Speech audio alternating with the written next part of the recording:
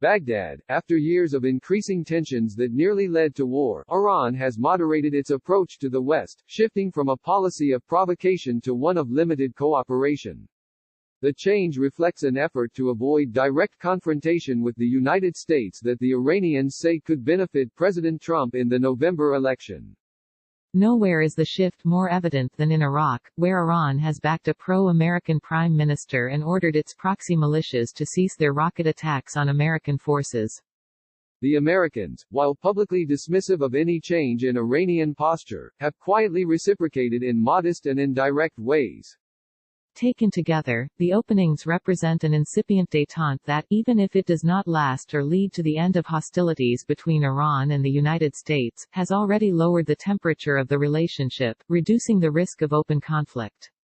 A war is less likely to happen, but there is still the risk of a confrontation, said Rhonda Slim, a senior fellow at the Middle East Institute. But it's less likely because the intent of the primary actors has shifted. Both Iran and the U.S. definitely do not want a war 6 months before the U.S. elections.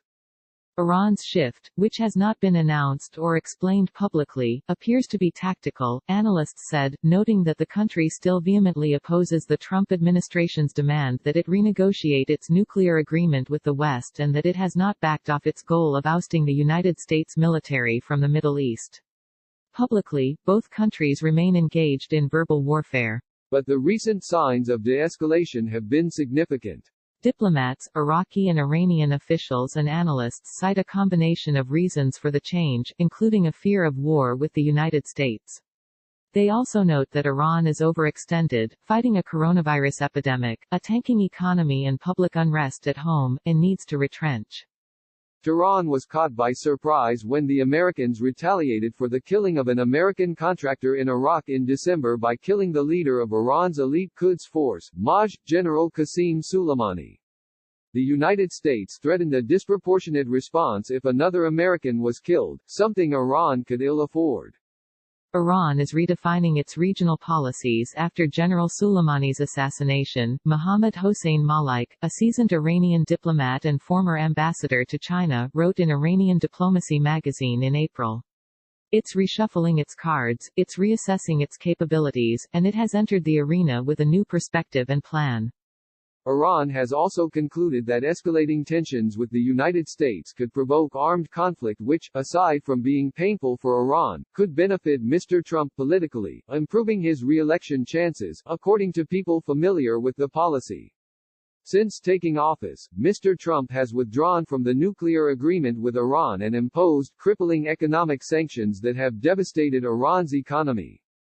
An advisor to Iran's foreign ministry said that even the powerful Quds Force, the branch of the Revolutionary Guards that runs proxy militias from Iraq to Lebanon, had been ordered to act conservatively and remain in a holding pattern until November.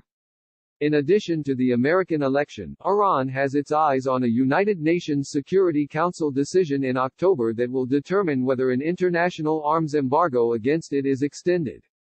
Until then, Iran wants to avoid alienating members of the Security Council, analysts said. The Trump administration credits its maximum pressure campaign against Iran, including sanctions and military threats, for forcing the country to rethink its strategy. Pressure works, Brian Hook, the State Department's special representative for Iran policy, said Tuesday. For over 3 years we have contained and countered Iran through deterrence and diplomacy.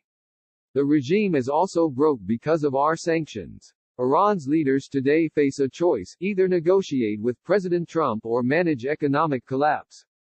The attacks in the Persian Gulf dropped off, the Americans point out, after Mr. Trump ordered the Navy to sink any Iranian vessels harassing American ships. On Tuesday, the Navy warned boats not to come within 100 meters of an American naval vessel in international waters. At the same time, despite the all-or-nothing statements, the United States has engaged with Iran indirectly. After Iran accepted the American-backed nominee for Iraq's Prime Minister, Mustafa al-Kadhimi, the United States granted Iraq a 4-month waiver from American sanctions on Iran so that Baghdad could buy gas from Tehran. The waiver, longer than the usual 30 to 45-day waiver, gives Iran access to much-needed cash. Another outreach between the two foes has involved discussions about a possible prisoner swap involving an American Navy veteran, Michael White, and an Iranian doctor in U.S. custody. The talks seem to have stalled in the past few days, but neither side appears to have given up on them. In another possible gesture, Iran's central bank governor, Abdolnazar Hamadi, said in March that the United States had allowed some frozen Iranian funds in third countries to be released to Iran. The payments were widely understood to be for oil purchases. United States officials deny that they allowed any frozen funds to be paid to Iran. Western analysts characterize Iran's shifts as adapting to changing situations. What we've been seeing coming out of Iran over the past couple of months is more easily explained as a tactical shift in each theater that makes sense in that theater, rather than a strategic change, said Jared Blanc, a senior fellow at the Carnegie Endowment for International Peace. In Iraq, where the back and forth with the United States was most transparent, Iran was ultimately more concerned with stabilizing Iraq than installing its preferred candidate, Iranian officials said. Anti-government protests in Iraq last fall that led to the resignation of the previous prime minister also condemned Iran's influence and the virtually unchecked power of its proxy militias.